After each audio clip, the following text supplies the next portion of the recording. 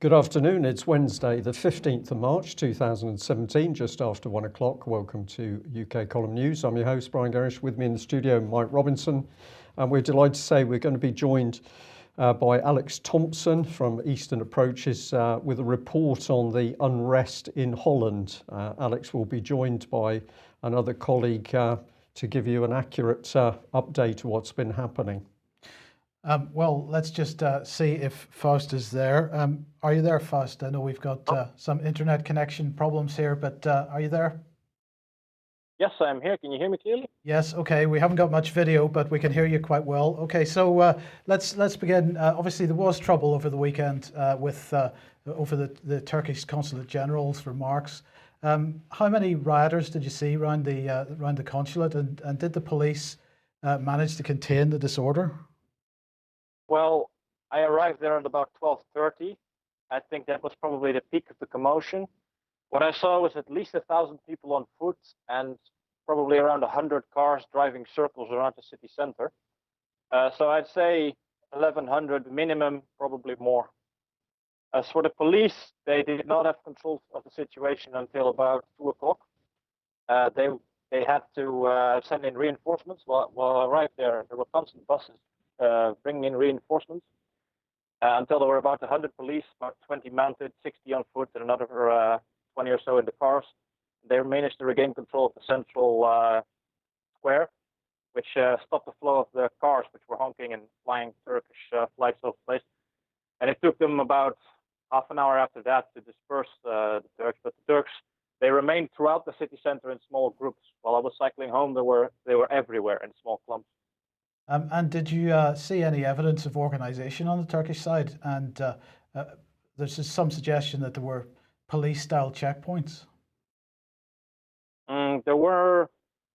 The police tried to control the crossings and the main roads to the highways and the bridges in order to stop the flow of cars honking and trying to, disrupt the flow of traffic. Other than that, I did not see any evidence of organization on the Turkish side. It was quite chaotic. There was just a big consensus on what to say. They were all shouting the same things, pro-Erdogan slogans, Allahu Akbar. They were all flying Turkish flags, but I didn't see any leaders or anything like that. And what about any Turks from Belgium or Germany? I spoke to two of them who had a very heavy Belgian accent, and when I asked, they did say they had come from Belgium. And they were there to defend the democratic rights of their fellow Turks. I did not see any Germans there at the time, but I have heard that there were any there, yes. And did you see anyone that you knew?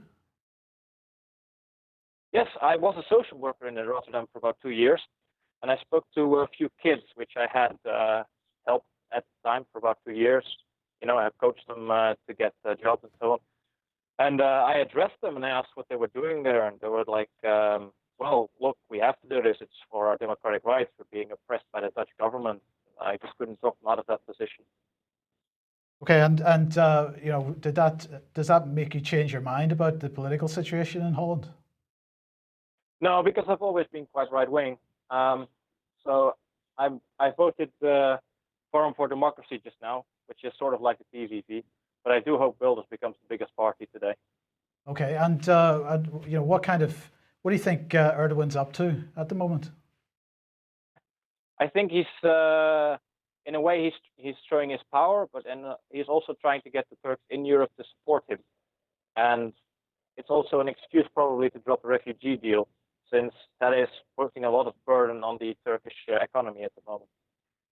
Yeah, and well, the Moroccan mayor of Rotterdam, who I believe is also a Bilderberg attendee, has accused the Turkish Consul General of shamefully lying to him, during Saturday about the events that were planned for the evening.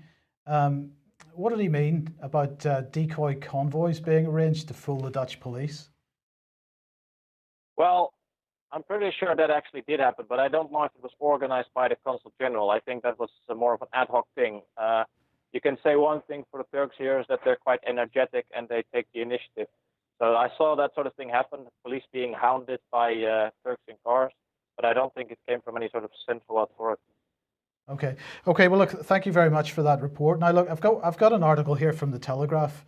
The headline is "Turkey says Holland responsible for Srebrenica massacre as diplomatic row continues." And what the article's saying is that the Turkish president Erdogan has said that he holds the Dutch responsible for the 1995 massacre of 8,000 Bosnian Muslims in Srebrenica as he continued a days-long tirade against Holland. And the quote is from Erdogan is, "We know the Netherlands and the Dutch from the Srebrenica massacre. We know how rotten their character is from their massacre of 8,000 Bosnians there." So Alex thought perhaps you might like to say something about that. I know I'm maybe dropping this on you from a great height, but what can I say? What can I say? The International Court of Justice has determined that the Dutch troops in Srebrenica were negligent in their duties. I think they did not do their job to the best of their ability. Soldiers should follow orders. They should have fought, but there was no chance of winning. And whether we would have fought or not, the Bosnians there would have been massacred anyway, because the Serbs outnumbered the Dutch bat there by a factor of about 8-1. So there would have been no chance. Yeah, Alex, let me bring you in here. What are your thoughts on this story? Well, this goes back to the mid-90s, and for those too young to remember or who weren't interested in politics, Srebrenica is this town in eastern Bosnia where a large number of Bosniaks, so Muslims among the white population of Bosnia, were herded together by the Serbs. The Serbs did a lot of nasty things in that war, there's no doubting it. But if you look at the footage of the time, there's this famous shot of Milosevic, who's basically cornered the commander of the Dutch battalion, Dutch bat there, and he's forcing him to drink some kind of Slivovic toast to the brotherhood of the Serbs and the Dutch, while the Serbs rounded up the Muslims. I think that the roundup of the magic number is 8,000, isn't it? I think the roundup and the massacre did happen. But the thing is that the general who's actually had to answer to court and parliament in the Netherlands about this, I think his name was Karamans. He had an unquiet retirement, but he had a poisoned chalice basically, because his men were ordered to fight against overwhelming odds. And then we get into questions of who in the Clinton era and in the US and NATO apparatus wanted to see a massacre happen. I think that what we're seeing now with the Turkish contingent in Europe is writ large what was planned in the Balkans a generation ago in the 90s, which is the idea of using the sob story of Muslim refugees and nasty right-wing Europeans as a way of setting us against each other. Yes. Any thoughts? Well, I think the truth's coming to the surface, isn't it? We're getting more and more of the picture as we see the types of people that have created the mass migration. And as UK Column has consistently said, don't focus on the immigrants themselves. What we've got to look is who has created this mass migration of people and what their true political agenda was. And I think you're spot on, Alex, that a key part of that agenda was to create pressure and unrest in Western societies in order to drive other social change. Well, look, we're going to come back onto the subject of immigration a little later. I just want to say thank you very much, Faust, for joining us. Have you got any closing remarks before we move on from this section? Well, Srebrenica, they did only shoot the men, so there's that. Yeah. Okay. Thank you. Thank you very much. Right. Now, Alex, GCHQ, this is quite an interesting story. Judge Andrew Napolitano he's obviously the Fox News senior judicial analyst, and he was commenting on Fox News yesterday, saying that basically the Obama administration, or in the closing days of the Obama administration, that they were spying on Donald Trump and the people around him. But the key point is here that they were not using their own intelligence agencies to do so. They were using GCHQ. This is the allegation. So Fox News, through Napolitano, is saying that 3 senior US intelligence officials have told him that Obama used GCHQ to spy on Donald Trump. And the quote is that 3 intelligence sources have informed Fox News that President Obama went outside the chain of command. He didn't use the NSA. He didn't use the CIA. He didn't use the FBI. He didn't use the Department of Justice. Instead, he used GCHQ. And Napolitano said there are no American fingerprints on this. What happened to the guy who ordered this? Well, he resigned 3 days after Donald Trump was inaugurated. Now, Reuters had a comment on this morning. They said that a UK spy agency did not eavesdrop on Donald Trump during and after last year's US presidential election. And this is according to a British security official who denies the allegations by a US television analyst. And they say that the official, who is familiar with British government policy and security operations, told Reuters that the charge made no sense, that it was totally untrue and, quite frankly, absurd. Now, what really staggered me, Alex, was that, well, here we have Google News, and we look, and I did a search for the quote from Napolitano himself, and also did a search based on Trump, Obama, and GCHQ, and there is no mainstream coverage in Britain of this allegation whatsoever. And bearing in mind how much coverage of Trump there has been in the mainstream press in the last weeks and months, I've got to ask why not. And has there a D notice been placed on this story? If a D notice has been placed on this story, this has got to lend some weight to the allegation, does it not? I think it would, Mike, and there's some question as to what forms D notices take these days. 2 or 3 years ago, if my memory doesn't fail me, maybe a little longer, there was some rumor or semi-official story, rumint, as intelligence officers sometimes call it, that D notices had been superseded. But there's many ways to bring them about. Let's not forget D notices are in effect a gentleman's agreement, or maybe an iron fist in a velvet glove threat to editors. Don't do this. It's more trouble than it's worth for you. So that could have happened. Besides, GCHQ, being in a European Union member state, is perfectly at liberty to tell Google to suppress results on the basis that it has legal personality and an entitlement to so-called privacy. That could all have happened. To take Napolitano's claim to himself, he's a good man. He's got good libertarian classical conviction. So he sits more or less in the middle of where UK column viewers would sit, somewhere between the complete libertarian and the more constitutional conservative position. He's made some very good rulings in his time. He's clearly not an intelligence expert, because he's talking about things like the NSA database, whereas anyone knows there's hundreds and hundreds of them. But it is true that GCHQ shares access with NSA on almost all databases. And it depends on what we mean by spying here. Could it have been that GCHQ or someone in GCHQ was prevailed upon, as has happened in the past, as to my knowledge, to do a quick and dirty search of a database for raw intercept, or even for metadata, just who you were calling and who you were texting without the content? That, I think, is quite possible. It is also within the bounds of possibility, though less likely, that someone at GCHQ found calls with Trump to foreign numbers, which would then have been justifiable outside the UK and the Five Eyes community, and wrote up a semi-official report. In the Cold War, there were cases of UK and US officials calling third parties of interest, and the resulting transcripts didn't go in any database. They went in a brown envelope to your own side's government, really, to honour the agreement between the UK and the US. So there is all kinds of possibilities here. Napolitano is quite a credible man, and if he says he's got 3 senior intelligence sources, then I think there is some weight to this. I think a bit we could add to this, Alex, is back in August 2013, The Guardian had a headline which was that the NSA had paid GCHQ 100 million. And the inference of the article, based on Snowden material, was, of course, that the Americans regarded GCHQ as a soft touch if they needed a little bit of assistance or a favour. So although it's another Snowden-based article, the Guardian report there back in 2013 again seems to support the idea that this is perfectly possible. Any thoughts? Yes. I think everything and anything is possible these days. The quality and reliability of GCHQ officers used to be extremely high. Many of them are still very good, conscientious people.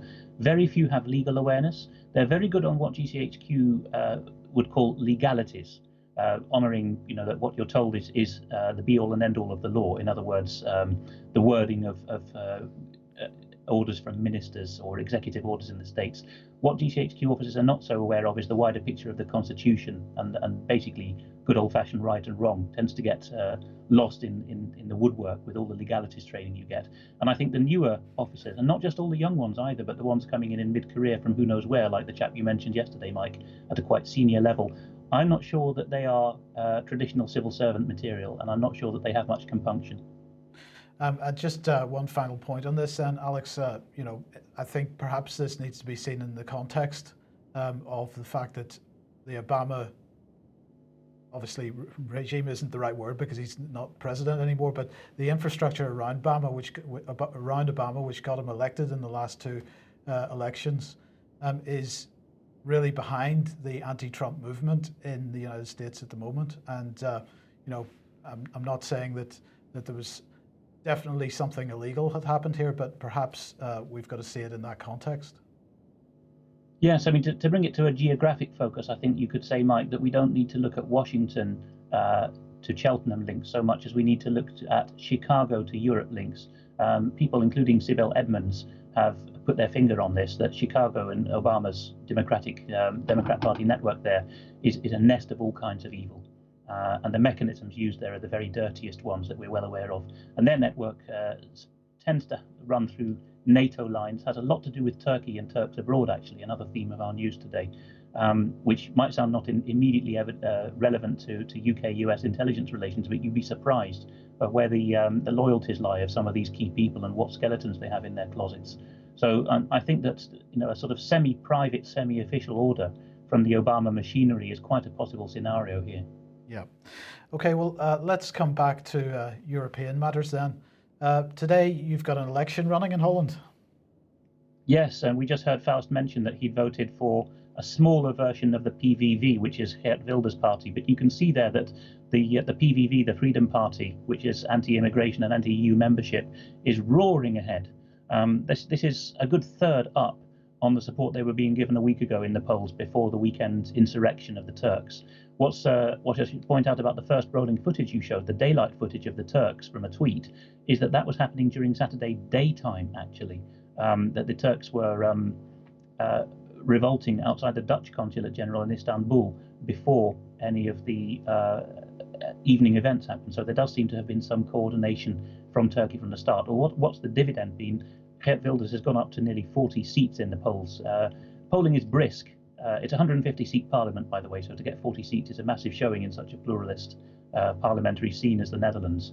And then the stragglers, the 5 or 6 behind him, are all kind of centrist, centre-left. They call themselves centre-right, a couple of them, but all centre-left or cultural Marxist parties that believe in unfettered immigration, no questions asked. And that there's a lot of interest in some urban areas, including among the native Dutch, in voting anyone but Wilders, because of course he stands to upset the apple cart and a lot of vested interests. But if the results is anything like the bar graph you just showed, we're going to have a pretty much a shocker on our hands. So that'll become clear about midnight to 1 a.m. British time. I think the Dutch are quite quick at counting. But certainly polling just now in my local station was brisk, even at 9 o'clock in the morning. I think we're going to see a whopper of a turnout, and probably a bit of the Brexit and Trump factor.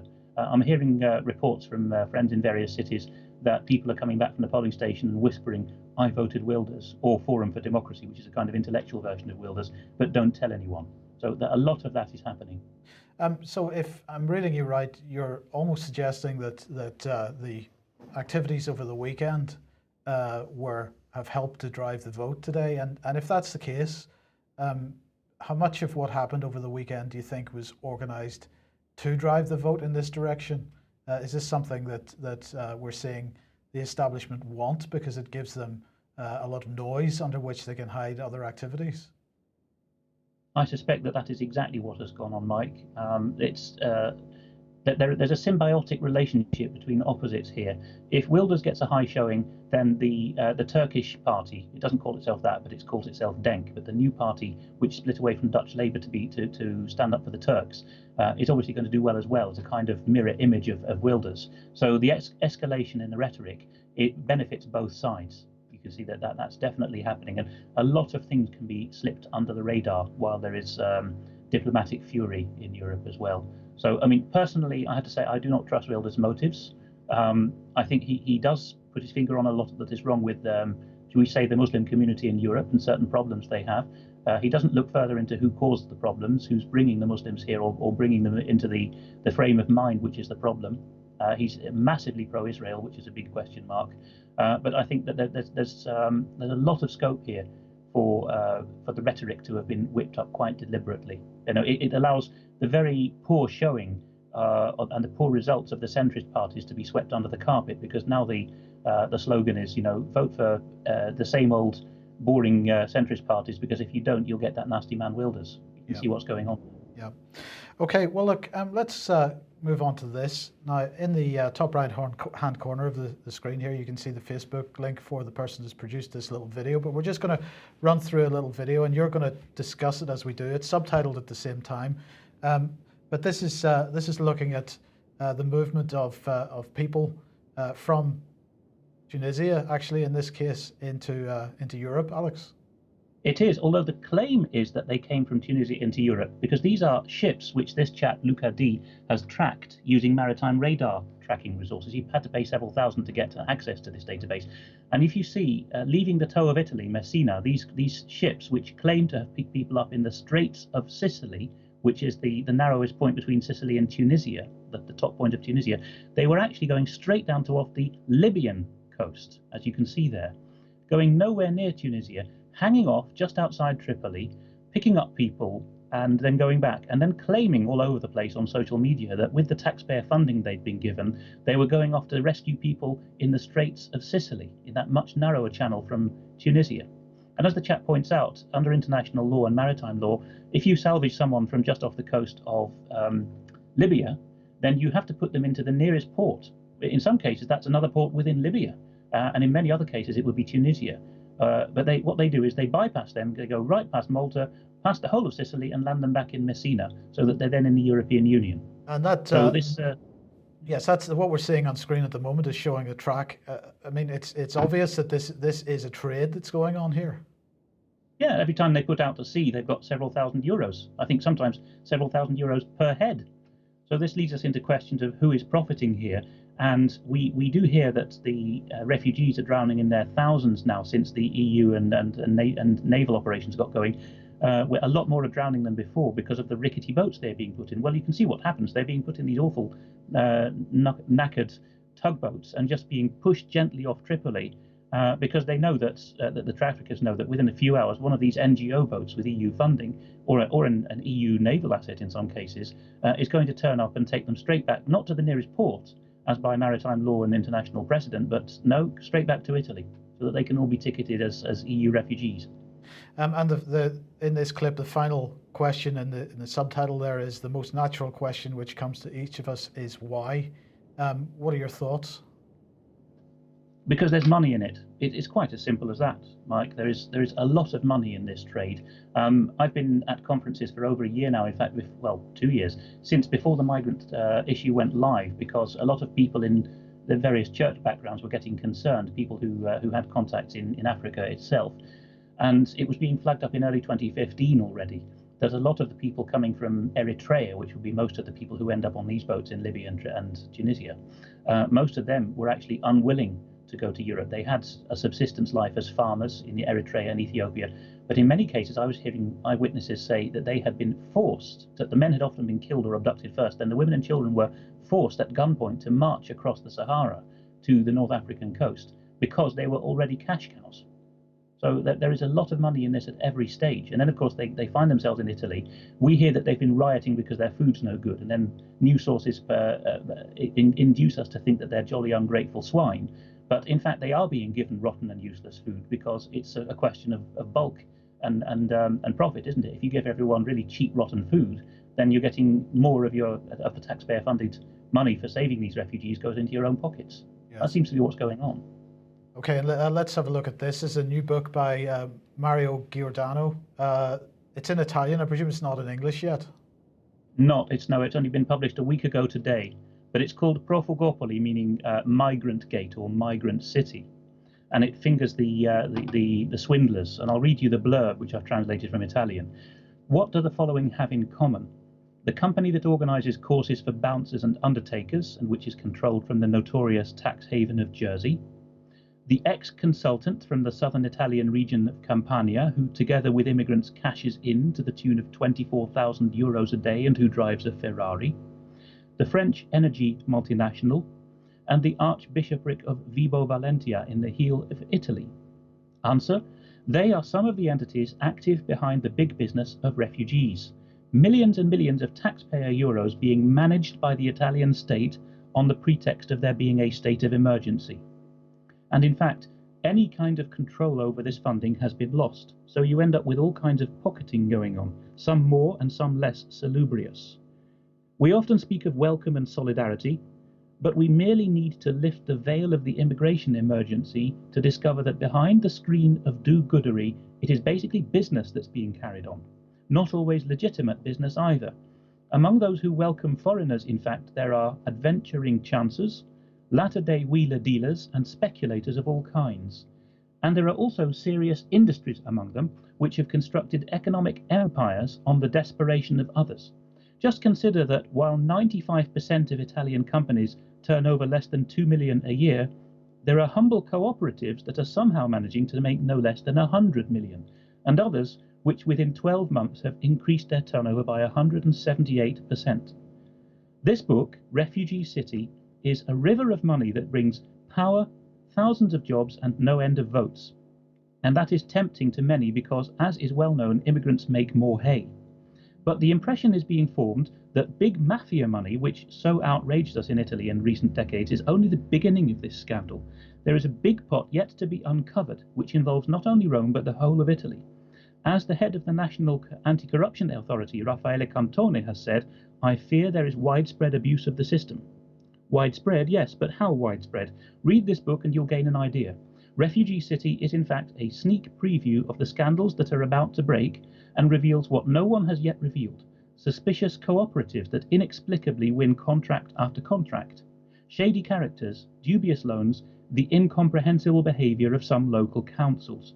How can one justify, for example, that in the northeast of Italy, public tenders are repeatedly being awarded to a cooperative in Modena chaired by a 22-year-old student, already flagged up for, quote, serious infringements, lack of transparency and false financial reporting? All scandals are inexcusable, but those who use the cloak of generous assistance are the worst. This needs to be condemned, first and foremost, out of respect for the many decent volunteers that there are. This book is dedicated to them, the people who day after day are reaching out to their neighbours without cashing in on it, people whose work must therefore not be sullied by those who have turned a warm welcome into a pig's trough. Because when volunteers seek to help others, they are doing so to secure a place in paradise, the real paradise, that is, not a tax paradise. Yes. Look, I preempted a little bit by putting this one up early, because it's not just about the private interests that are making money here. The EU's up to no good as well, so they're opening migration centres, according to Breitbart here, in Africa, because Europe needs 6 million migrants. Well, the European Commission has a page on this under international cooperation and development. Now, of course, the point here, Alex, is that the way that Europe has permitted its economy to go, and the way Europe has an aging population of indigenous people, if you like, the political reality is, the economic reality is that there is young blood required, and that's perhaps one of the drivers for why people are being brought in these kinds of numbers, because otherwise governments are going to have to kill lots of elderly people as quickly as possible, because we simply can't afford to keep them alive. So the question is, how much of this is being driven, do you think, by private money interests, mafia type interests, and how much of it is being driven by what politicians have systematically done to national economies, which basically leaves us in a real difficult position with regard to how we care for our aging population? It's much more the latter, Mike. It's the national policies and international policies. The trail of evidence is there, stretching back a century, as it was with eugenics and with Margaret Sanger and her Planned Parenthood. All the quotes are there from 100 years ago, talking about euthanizing the old and bringing in vigorous new blood and shaking up the gene pool. It's been the theme of sci-fi for over a century now. You'd be blind not to see it. that the motive is definitely there, that it's a political issue. All the mafia types are just really cashing in. But it's interesting that local councils in Italy are making inexplicable choices of whom they award tenders to. That sounds very much like what's going on in Britain. Yes, okay. Poland then, Le Pen has offered to help Poland weaken the European Union. Now, the current Polish government, as we know, quite anti-EU when it suits them to be. They're quite pro-EU when Russia's involved. Certainly pro-NATO as well. But you've labelled this Polish government in a cleft stick. It's a cleft stick of their own making. It is, because Poland was telling Britain before last week's vote on renewing Donald Tusk's office as President of the European Council that you'd better jolly well vote for someone other than Tusk if you want any help with us in the Brexit negotiations. So you can see all the blackmail angles coming back again. Tusk, of course, is completely politically opposed to the current Polish government, which is much more of a chauvinist right-wing government. And Kaczynski, as we mentioned before, is still the ideologue pushing the Polish government.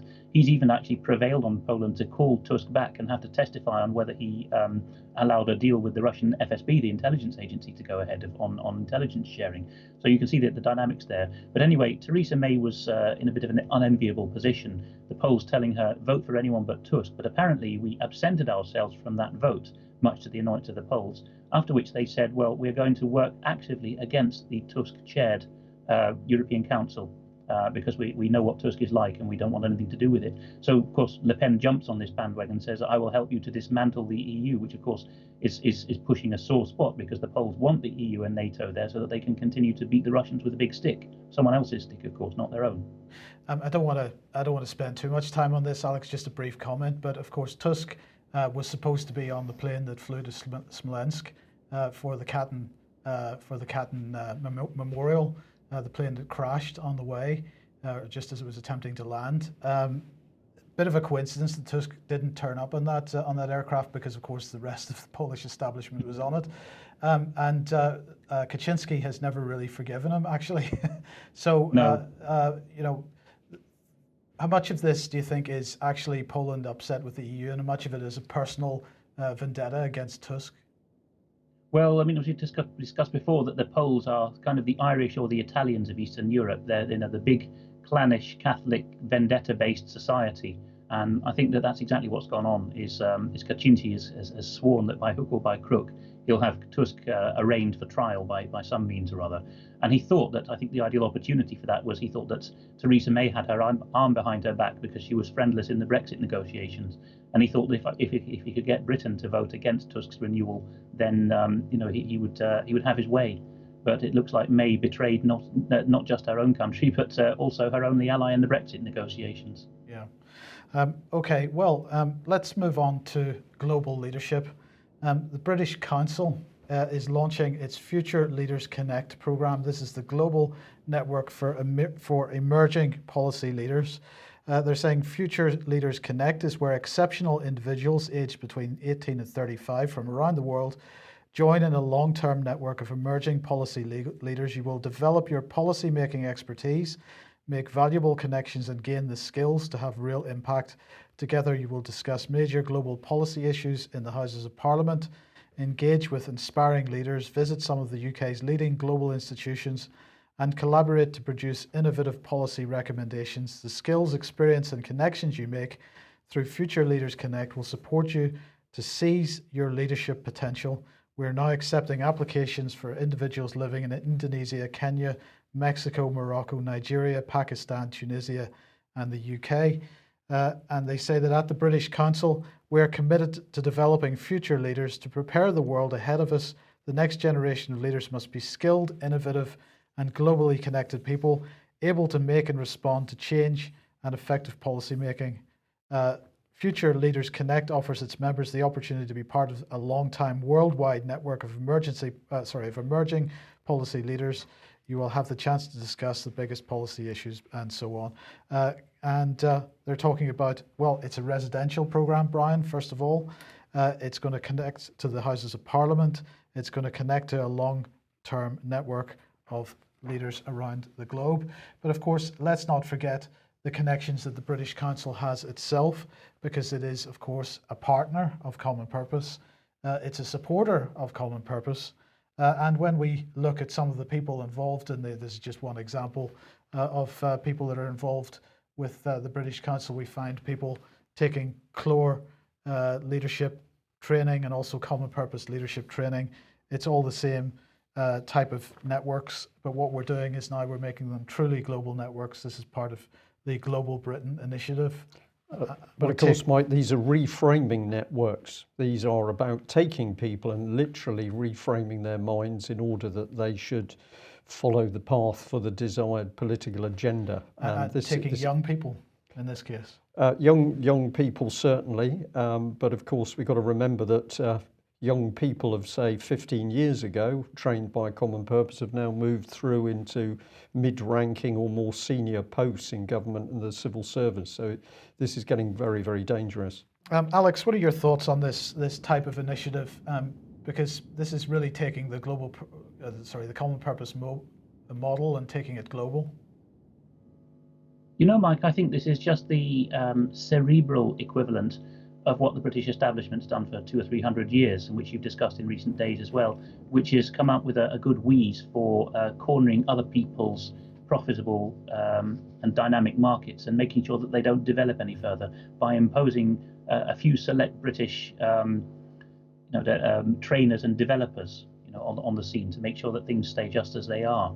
And we've discussed this in many programs in the past with regard to the extractive industries, which seem to target and victimize resource-rich countries and claim to invest in them, in their resources in this case, and then bring them nowhere and don't actually connect the resources or train up people who are able to exploit them. The same seems to be happening now with the resources of the mind, which is the basis of the 21st century economy. We send in trainers through the British Council to teach British values and the English language and whatnot. And besides, you get the same with the immigrant story again. Lots of interpreters and language teachers and social workers, professions that I and Faust have worked in the past, so we know what we're talking about. And they really are just there to tread water, to receive taxpayer money, often now from international organizations, to keep these countries and the brains and resources they have in the status quo. It's a very invidious business model, really. It does no one any favors. Yes. And when you're talking about the British Council, we should remember also that a decade ago, Stephen Kinnock was, I think, the number 2, if not the head of the British Council's work in Russia, and got himself arrested when the Russians were seeing what was going on. Good point. Certainly haven't forgotten that, because of course the Kinnocks were the first people that Julia Middleton ran to when she knew that members of the public, including UK Column, were starting to dig out exactly what was happening with Common Purpose. Yeah. Well, what I'd like to do is follow on from that lead, really, and come back onto this subject, mindfulness, that we brought up yesterday. We showed this graphic. This is the all-party mindfulness group in Parliament, which has been working to get mindfulness into health, education, the workplace and the criminal justice system. Now, most people totally unaware of this. They set up the Mindful Initiative. It says it's a charity. Don't worry, we're independent, we're non-profit making. But the man we really need to pay attention is Lord Layard, because with his team, he is boasting that he's already trained, we say reframed, 115 parliamentarians and 80 staff by mindfulness. Now, I believe that figure relates to at least a year ago, so we can assume there's more. But this is the organisation. We're going to ask today for help from our viewers and listeners to get onto that parliamentary site, www.parliament.uk, have a look at the people involved, and if you're in their constituency, can you start asking questions? Well, this is the man himself, Lord Layard. He simply says he's London School of Economics and Political Science. As far as we can see, he's medically unqualified, particularly in the mental health field. But his main current interest is how better mental health could improve social and economic life. And his work on mental health includes publishing the Depression Report in 2006, which led to the establishment of the UK Improving Access to Psychological Therapies. He co-edited the 2012 World Happiness Report. So we've got it would seem, medically unqualified man simply coming out and telling us what we need for our mental health. I find this deeply, deeply worrying. And if we have a look at the initiative itself. Here we can see how closely embedded it is with the parliamentary system. This is one of the Westminster Committee rooms, the Mindfulness Initiative. And we called them today to say, are there any risks? And they directed us to this page on their website, which is it for sorry, we're there. Yeah. Is it for anyone? And if I focus in on this, what have we got here? Well, basically, we're seeing that they are saying on occasion, participants in meditation groups or retreats report unusual or unexpected experiences. This can prompt a variety of reactions, from curiosity at one end of the scale to concern or distress at the other. So they are admitting here that mindfulness can cause, quote, distress. And they go on to say that people who are not fully qualified should not be giving this teaching. But of course, this is psychotherapy, which has no proper regulation anyway. So we said, well, have they conducted some form of risk analysis? Has the all-party parliamentary group conducted risk analysis on mindfulness? We were told the answer was no. But down here in the small print, part of the responsibility for this so-called risk, which doesn't exist, is passed back here to the Oxford Mindfulness Centre. My goodness, it gets more interesting because they are visioning a world where mindfulness enables greater awareness, understanding, compassion, wisdom, and responsiveness. How did we survive, Mike, for thousands of years without Oxford University and mindfulness? And if you really want to see the key parts, they want to get mindfulness worldwide. They want us to be able to realise our human potential, which of course we couldn't do without Oxford University. They want to embody mindfulness in all that we do, and they want to be practicing the change we would like to see. Who's we? I think that's they. Yeah. And we've looked on their website, no clear risk analysis on mindfulness, although, as we've seen, harmful effects are recognised. We spoke to them on the phone. We've been invited to make contact by email to see what risk analysis they've done. There's something which is never really covered is suicides in young people. And I just wonder how much of this type of psychological, I'm going to use the word attack, manipulation, is how much responsibility people like this have for this type of unfortunate result in young people. My personal opinion, just my opinion, but my opinion is that this type of manipulation of people's minds, where the trainers who are not qualified, they're not clinical psychologists, they're not trained psychiatrists, where at least you have some regulation, some form of standards being imposed. These are psychotherapists. Anybody can do the course, put the plate up on the wall. Then they're going into schools, manipulating the minds of youngsters. They have no idea if there's any underlying mental health issue with any of those children. This is very, very dangerous stuff. We've mentioned schools, so we might as well bring in this, and thank you for viewers north of the border. Here we are, mindfulness in Scotland.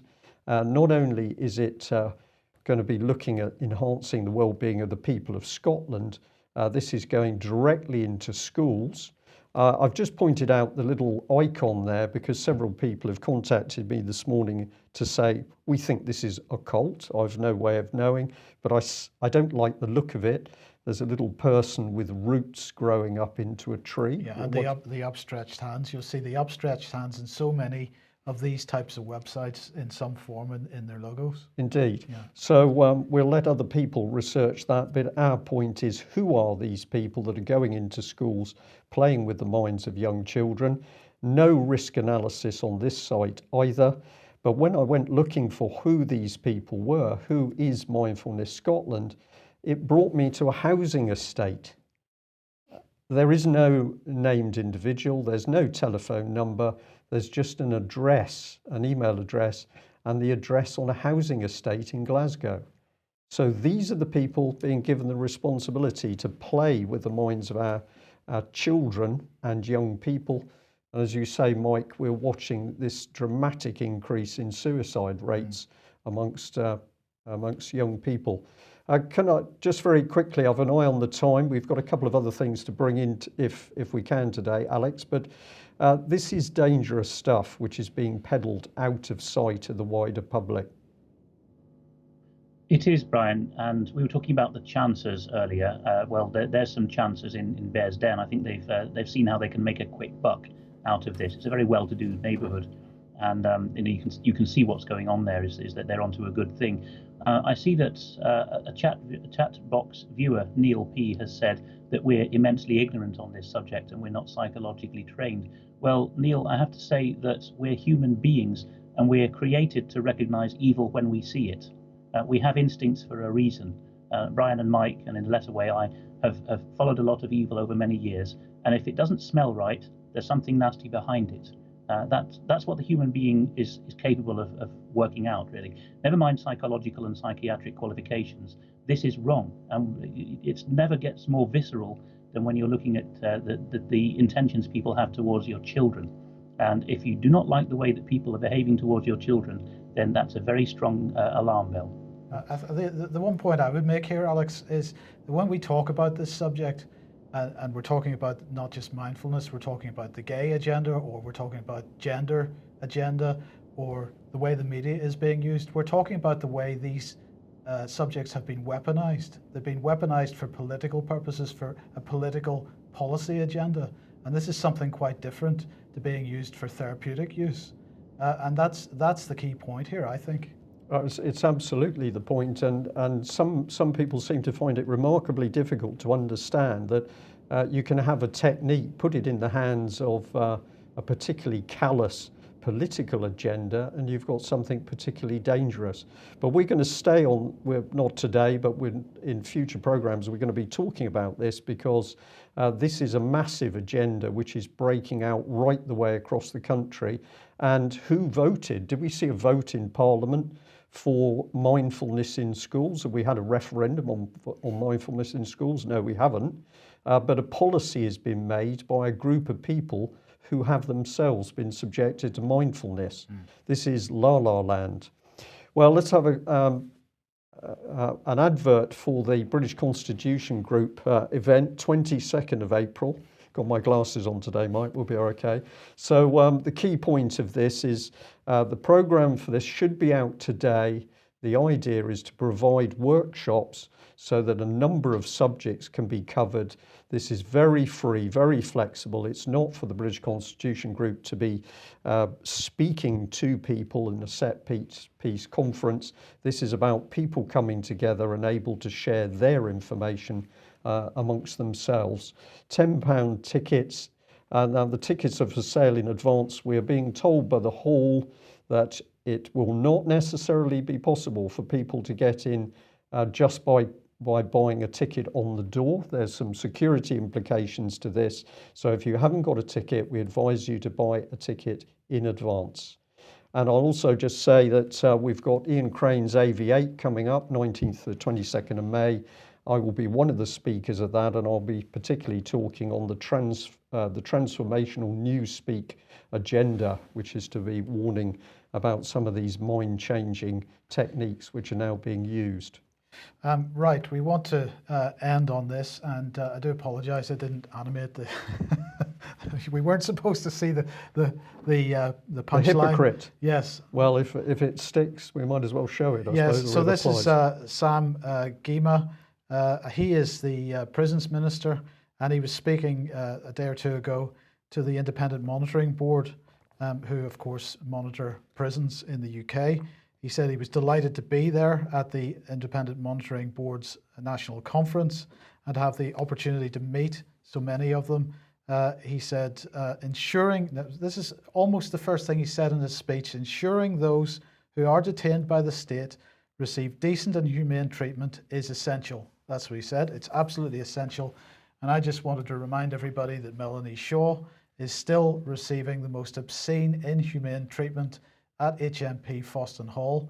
And so therefore, perhaps some people may wish to contact Sam Gyimah and perhaps ask him what he's talking about, because if he believes that those detained by the state should receive decent and humane treatment, if he believes that that is essential, then why does that not apply to Melanie Shaw? Well, we know the reason why, but he perhaps might like to comment.